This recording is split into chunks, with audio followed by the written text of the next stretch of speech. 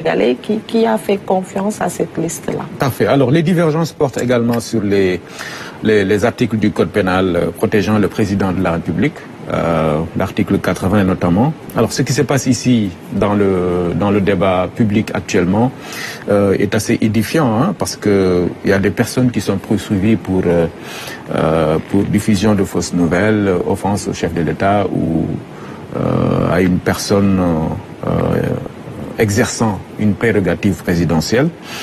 Pourquoi, dans ces cas relatifs à la démocratie, aux libertés et aux droits humains, les politiques ne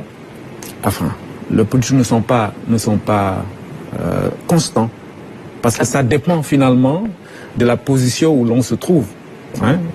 Pourquoi véritablement il y a un problème à ce niveau-là? Oui, en réalité, ça c'est mon opinion personnelle. Si les positions qu'une personne a changent au gré du vent ou au gré du moment, c'est que c'est pas une position, c'est pas un principe que vous vous appliquez. C'est le propre de tous les politiques, hein, au Sénégal. Ça au moins on peut être d'accord là-dessus. En réalité, tout ce qui concerne la démocratie est au-dessus des politiques. Elle est au-dessus de toute catégorie. La démocratie, c'est la nation. Et donc, une république, justement, se fonde sur la liberté des personnes. Sinon, elle n'est pas viable.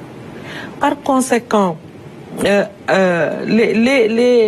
les positions que vous évoquez, notamment sur l'article 80, sur l'article 254, 265 qui font référence à l'offense au chef de l'État, mais également l'article 139 du Code de procédure pénale. C'est ça. Sur tous ces articles-là, je pense que ce qu'il y a lieu de faire, c'est une bonne fois pour toutes respecter l'esprit de ces articles-là.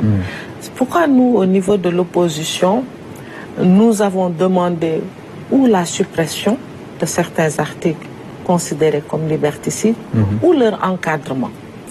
Vous avez parlé de personnes qui exercent tout une partie des prérogatives présidentielles. Mais c'est une nouvelle disposition, c'est un nouveau concept.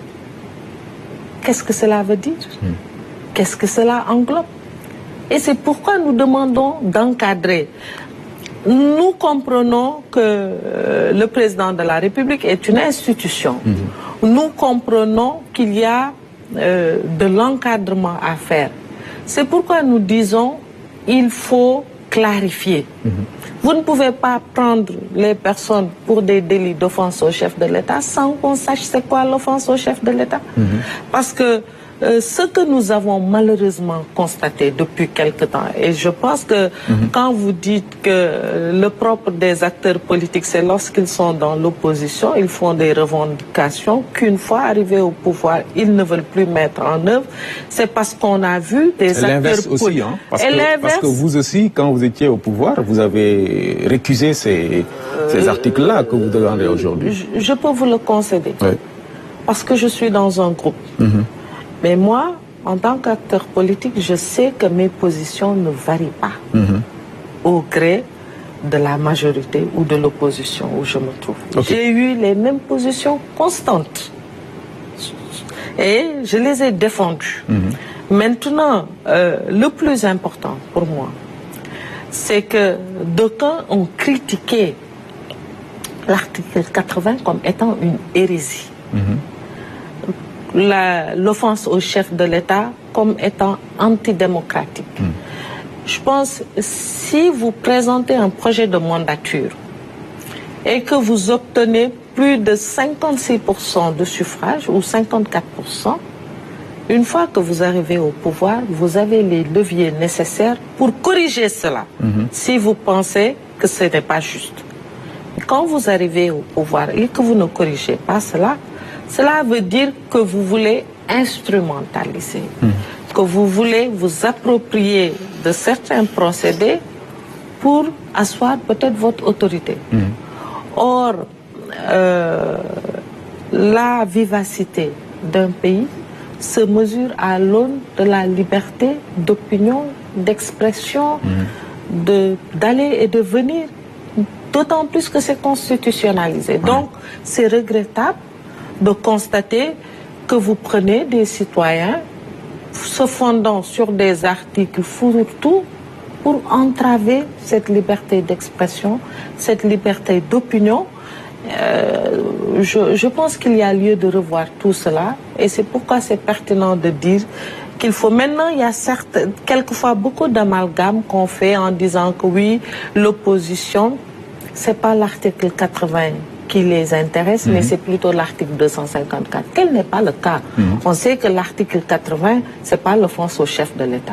L'offense au chef de l'État, c'est l'article 254. L'offense au chef d'État de notre pays, c'est 265. Donc sur ces questions-là, on est clair, il faut l'encadrer. Le nouveau concept de personne qui exerce tout ou partie des prérogatives du chef de l'État, on ne sait pas ce que c'est. C'est pas dans la Constitution, c'est nulle part. Et ça, je trouve que c'est du zèle. C'est du zèle que de dire que oui, il y a une personnalité qui exerce tout ou partie du chef de l'État, mais il faut le réglementer. Une fois que c'est réglementé, on sache les tenants et les aboutissants. Je pense que les citoyens, de manière responsable, prendront toutes les garanties qu'il faut pour être en conformité